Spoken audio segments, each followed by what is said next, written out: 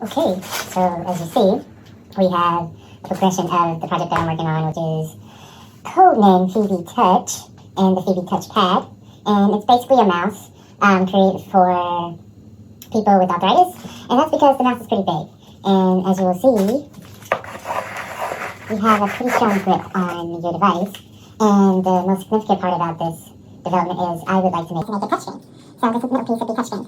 Along with the FeBeTouch is the mini FeBeTouch, and we have a smaller device. And as I stated, the audience is going to be, and the customer that I'm focusing on is those with arthritis, but I wanted to add a mini one because I believe it's like just a cool device that could be made smaller. And from there we have the FeBe light, and this is a wired component, and basically it's in the house, and this has been showcased earlier. And we have basically it's like a holder, which I'm calling it docking. This is the docking station, and this is basically a mount for your FeBeTouch. And as you'll see, I'll put it here. Your FeBeTouch is able to be mounted onto the holder, basically. And last but not least, the new part is the FeBeTouch pad. So we have a mouse pad, and the cool part about it is it holds the FeBeTouch.